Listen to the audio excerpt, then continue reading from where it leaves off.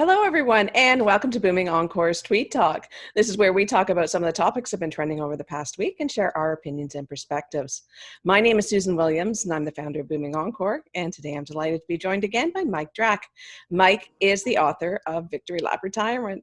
Good morning, Mike. How are you? Morning, Susan. Good, good. The weather's nice. I'm happy. Hey, the weather is amazing here, too. It's great to see what it can actually do for your spirits, I tell you. Oh, for sure. For So, sure. So, Mike, I thought we'd start off with kind of an interesting topic. We had shared a post this past week, which seemed to get quite a bit of interest and traction, and it was around the fact that many single older women are not looking for marriage.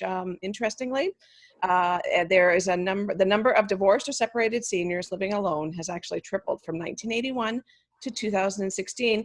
But what's more interesting is the increasing number of women choosing to live alone and their reasons. Specifically, they're saying that they're really happy kind of living on their own. Any surprises there for you? Not at all. My wife talks about this to me all the time. Her biggest theory is that people should have their own houses, even though they're married. Ooh. And they just hang out and enjoy life. And at night they can go to their own home and do their own thing. Sort of like perpetual dating.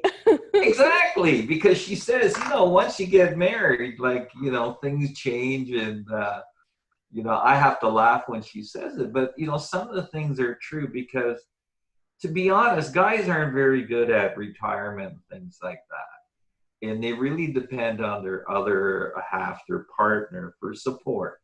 Because guys aren't good at making friends.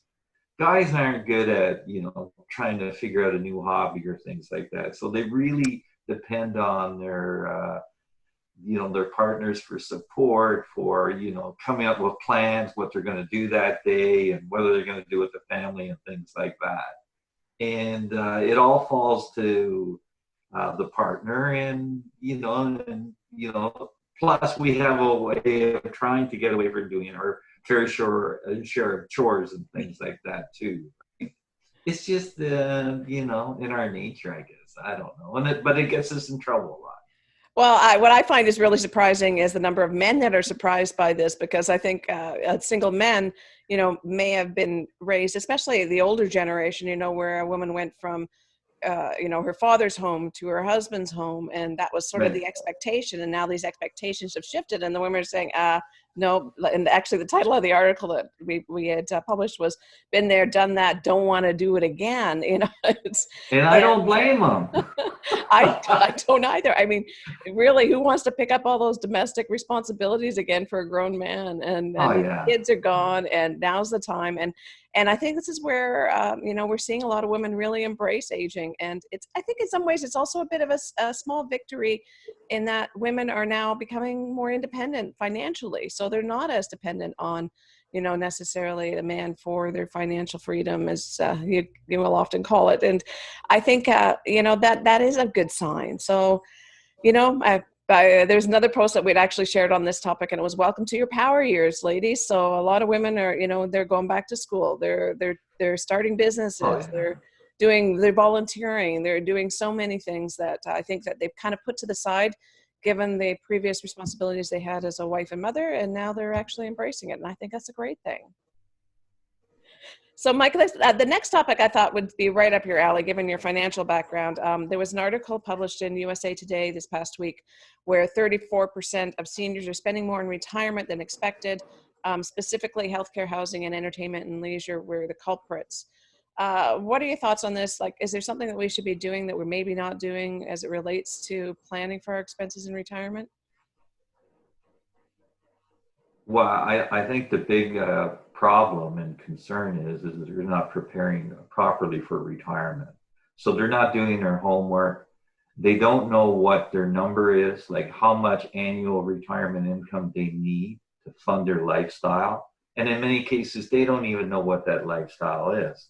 So they're going blind into retirement. They're using some rule of thumb that someone came up with that doesn't match up with their retirement reality. And that's why it's so important that, we keep telling people that before you retire, you need a financial plan. You have to understand your numbers and what you're working with, so you're not surprised when you transition into retirement. Because the worst thing you don't want to experience a drop in lifestyle. So, you don't want to be going from middle class to, lower class or whatever, because you're surprised because you're not prepared, right?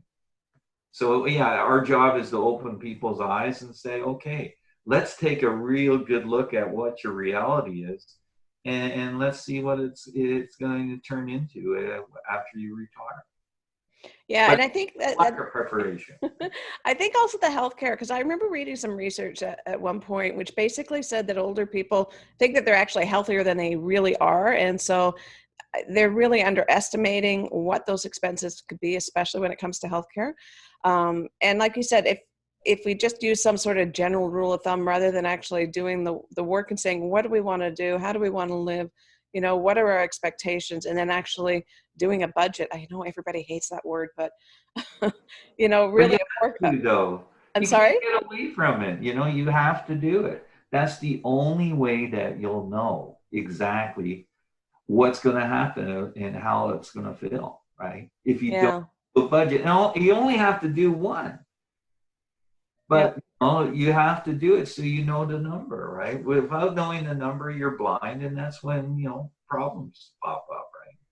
But I think here in Canada, it's a lot easier because we have healthcare, right? Versus in the States where it's a wild card, and all kinds of expenses can pop up, and they can be devastating.